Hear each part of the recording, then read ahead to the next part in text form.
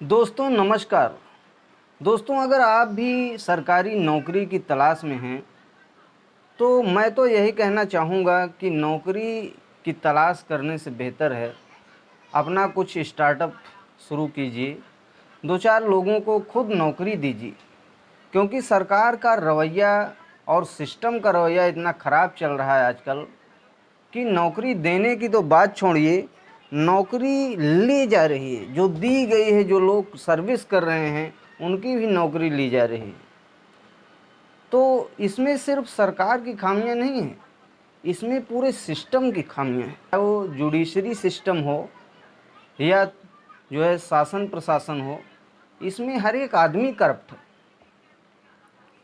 क्योंकि कलयुग का प्रकोप बहुत ज़्यादा हावी हो चुका है, जनसंख्या पर लोग कंट्रोल कर नहीं रहे हैं और जनसंख्या इतनी ज़्यादा हर क्षेत्र में बढ़ती जा रही है कि अब किसी भी क्षेत्र में किसी भी प्रकार का कोई कंट्रोलिंग सिस्टम है नहीं, ना ही सरकार के पास ना ही किसी के पास।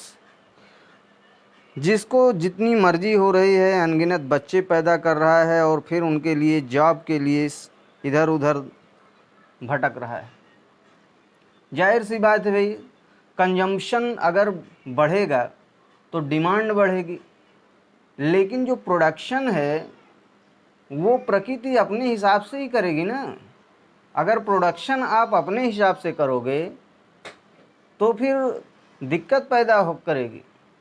जितना ज़्यादा प्रोडक्टिविटी आप अपने हिसाब से बढ़ाओगे यानी आप प्रकृति के खिलाफ जाओगे, और जब प्रकृति के खिलाफ आप जाओगे तो ये मानिए कि आप जो है कुछ ना कुछ गलत करोगे और उस गलती का खामियाजा रिफ्लेक्स होके आपको हमको ही मिलने वाला है, ह्यूमन बीइंग्स को ही मिलेगा।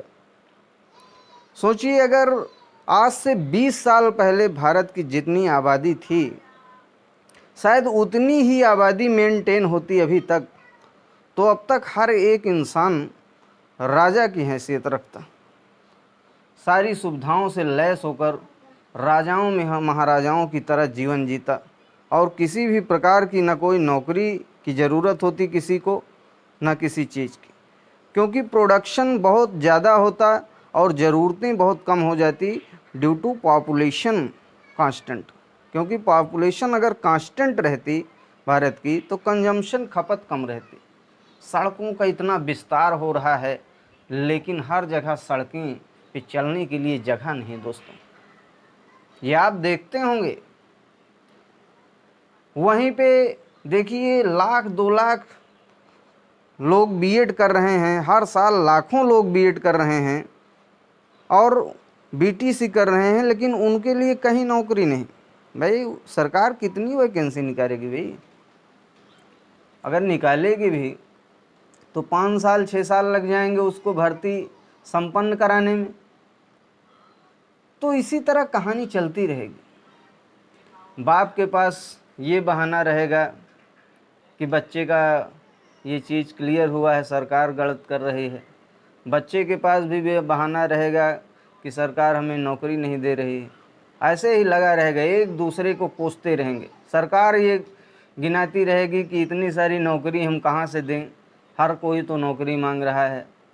जुडिशरी सिस्टम का अपना न्यायिक प्रणाली का कारोबार है, वकील कुछ भी मनमानी केस ठोंकते रहते हैं, चीज़ों को रोकाते रहते हैं, अरझाते रहते हैं, कोई चीज़ क्लियर नहीं हो पाती। अच्छा खासा 69,000 जो नौकरी कर रहे थे अब उनके भी जान पे, उनके भी गले में फांस अटक चुकी है। तो इस तरह में अब कुछ कांस्टेंट नहीं बचेगा। सरकार को एक छोटी सी राय ये हो सकती है कि ज़्यादा से ज़्यादा नंबर ऑफ वैकेंसी आप मानदेय पे रखिए और मानदेय ठीक ठाक दीजिए। ऐसा नहीं कि 10,000 5,000 में लोगों को टिरका रहे हो। आप मानदेय पर जो है हर विभाग में रख सकते हैं, चाहे वो रेलवे विभाग हो, पुलिस विभाग हो, होमगार्ड पीआरडी रहते ही हैं, चाहे टीचर हों।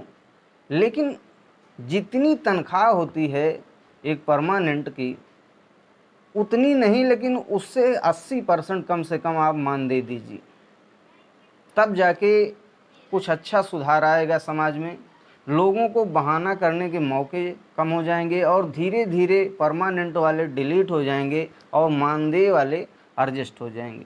परमानेंट चीज़ों को क्यों लाया गया, उसका सिर्फ यही कारण था कि शायद लोग ईमानदारी से करें परमानेंट की वजह से, लेकिन कोई भी अपना काम ईमानदारी से नहीं कर रहा है, तो परमानेंट रखने का कोई मतलब नहीं। चाहे वो अधिकारी हो चाहे चपरासी हो, हर आदमी बस इसी के पीछे लगा है, सोच रहा है तनख्वाह में जो है जरफ नहीं आनी चाहिए। तो परमानेंट किस बात का भाई, फिर मानदेय सही। तो आप लोगों को ये वीडियो कैसा लगा ज़रूर बताइए कमेंट में। Okay, thank you.